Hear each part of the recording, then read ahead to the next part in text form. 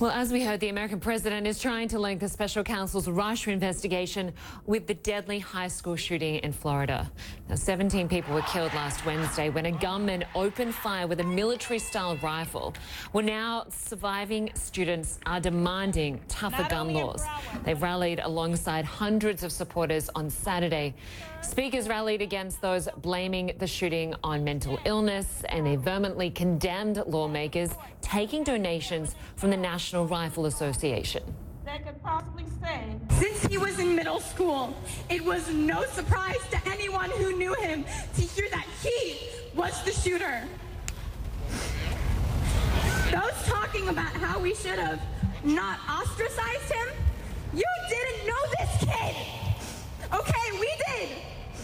We know that they are claiming that there are mental health issues, and I am not a psychologist, but we need to pay attention to the fact that this isn't just a mental health issue.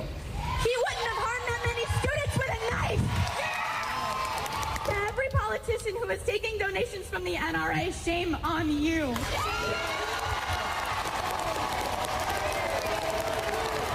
The people in the government who were voted into power are lying to us. And us kids seem to be the only ones who notice and are prepared to call BS.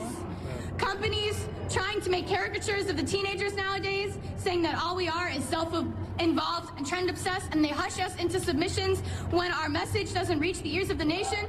We are prepared to call BS. Politicians who sit in their gilded House and Senate seats funded by the NRA telling us nothing could have ever been done to prevent this. We call BS. Gonzalez, there's such a powerful, powerful speech. Well, we're learning more about the victims of that horrific school shooting and their bravery in the face of evil. One of the 17 people killed is geography teacher Scott Beagle. Many of his students say he died a hero, saving others from gunfire by hiding them in a classroom. Mr. Beagle was my hero, and he still will forever be my hero. I will never forget the actions that he took for me and for fellow students in the classroom. And if his family is watching this, please know that your son or your brother was an amazing person, and I am alive today because of him. We'll join CNN. We're going to have a special CNN town hall with students, parents and others impacted by the Florida school shooting. It's called Stand Up. The students of Stoneman Douglas demand action. It'll air on Thursday at 2 in the morning London time. That's 6 a.m. in Abu Dhabi, 9 at night on Wednesday in New York.